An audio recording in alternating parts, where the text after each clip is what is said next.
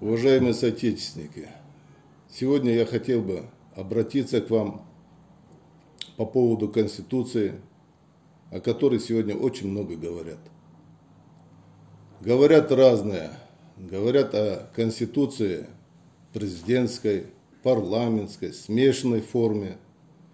Но я бы хотел сказать, вот работая депутатом 2 созывов парламента, я сталкивался с этими делами, с изменениями Конституции, как это проходило, в каком ракурсе, что делали. Вот.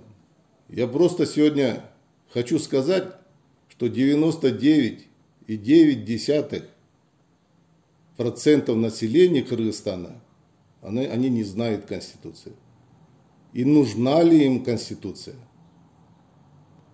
Постоянно идет требование, мы требуем изменения, мы требуем от имени народа. Я хотел бы услышать, от имени какого народа требуют? От имени народа 1,5 миллиона, которые работают за рубежом?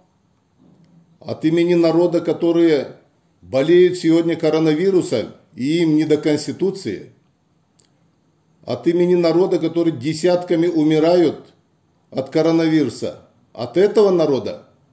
Или от народа стариков и детей?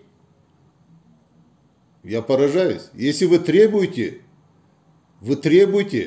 от конституционного совещания, вы требуете от объединения, вы требуете от партии, но, пожалуйста, не говорите, что вы требуете от народа.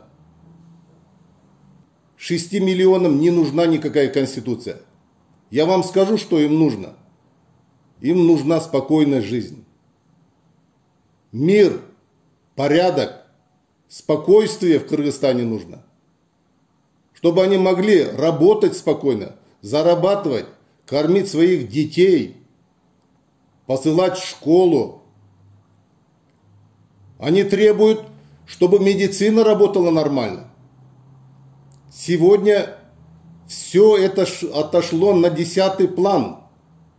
Коронавирус. Никому не надо. Народ сам выживает. Как может. Помогают друг другу. Народ требует, чтобы вернули кредиты.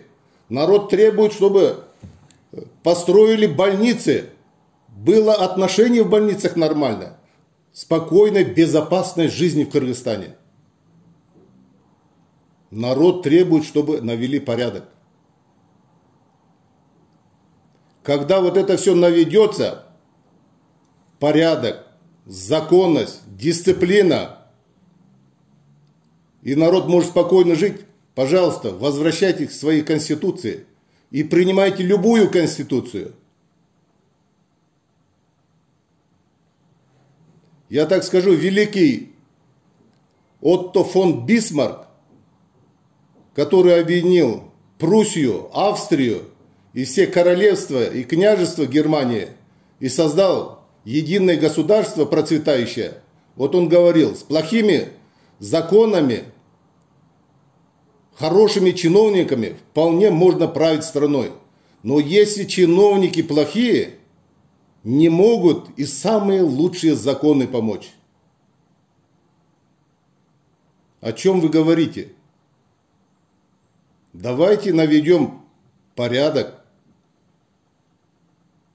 Давайте наведем, чтобы дисциплина была. Давайте наведем, чтобы люди спокойно, не боясь за своих детей, ни за себя, ни за близких, ни за родственников, могли жить спокойно в Кыргызстане, воспитывать детей, обучать их. Смотрите, что творится в медицине.